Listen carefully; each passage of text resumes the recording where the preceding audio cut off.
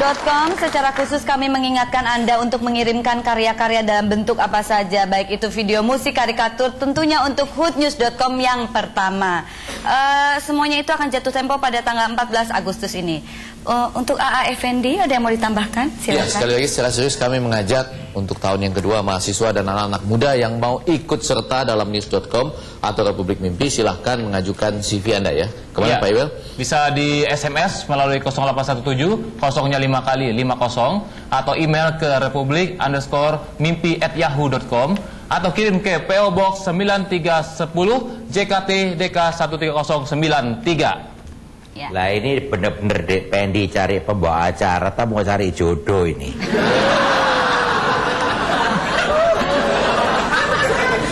Jangan gampang curiga, Gus. Betul itu. Terima kasih. Jadi nanti gantian sama Anya, Olga, Dek Iwel, Dek Pendi, saya atau yang lain-lainnya. Untuk jadi pembawa acaranya. Iya, nah soal jodoh Dek Pendi nggak usah dicari. Ya. Pasti nggak dapat-dapat. Wah. Oke, Pak Presiden, bagaimana nih kaitannya mengenai perkembangan berita politik mutakhir ini ya? Ya, secara khusus saya ingin tahu, Gus Pur, apakah Gus Pur tahu bahwa partainya Pak Wapres ini diam-diam melakukan cipika-cipiki dengan partainya Mbak Megakarti? Pak Presiden, kalau buat saya gitu-gitu tuh gampang aja. Artinya gini loh, mau cipika-cipiki kayak mau cipinang kayak saya nggak ada urusan. Yang penting saya yakin 2009 yang menang partai saya.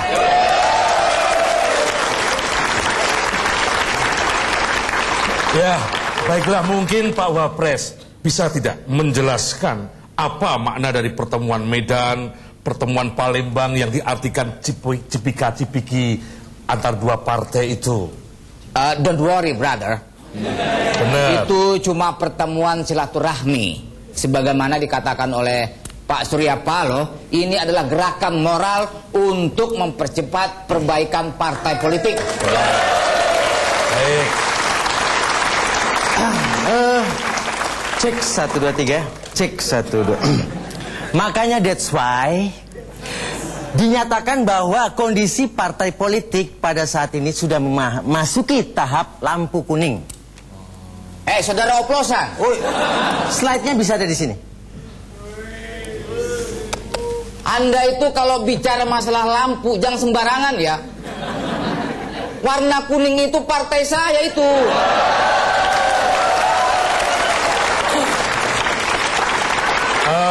Mungkin Dependi yang bisa menjelaskan tentang calon perseorangan, juga fenomena dari cipika-cipiki dua partai besar itu. Ya, paling tidak kalau kita ambil sisi positifnya saja, kan memang ada desakan dari luar yang disebut external stimuli dengan membuka calon perseorangan. Karena itu bisa saja partai-partai sekarang mencoba melakukan gerakan moral untuk memperbaiki dirinya dari dalam. Jadi forum silaturahmi seperti itu bisa dilihat sebagai forum untuk memperbaiki diri dari dalam. Kira-kira seperti itu. Pak Presiden dan Bapak Wakil Presiden, perlu saya laporkan, kita beralih ke masalah yang lain, bahwa bersama kita sekarang sudah hadir rekan-rekan dari Serikat Pekerja Angkasa Pura I.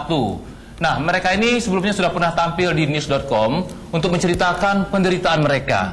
Sekembalinya dari acara ini, bukannya mendapatkan perhatian dari para direksi, tetapi mereka malah dilaporkan ke polisi dengan tuduhan mencemarkan nama baik. Mas Kusno kayaknya ingin menambahkan. Oh, cek 1 2 3. Ya, To be honest, ya. apa yang diajukan oleh teman-teman ini merupakan bukti penderitaan rakyat. Ya. Dan bagaimana penguasa sekarang masih membela teman-temannya sendiri. Malah penegak hukum juga terlihat berpihak.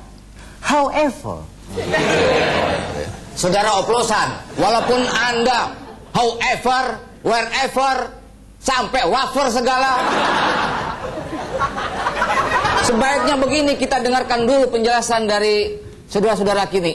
Apa yang terjadi sesungguhnya? Terima kasih, kami dari Serikat Pekerja Angkasa Pura I, di mana anggota kami bertugas di Bandar Udara, memberikan pelayanan jasa keselamatan penerbangan.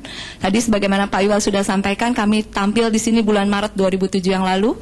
Kami melihat sisi terang ketika Bapak Presiden Republik Mimpi berkenan langsung merespon pada waktu itu kepada Menteri BUMN.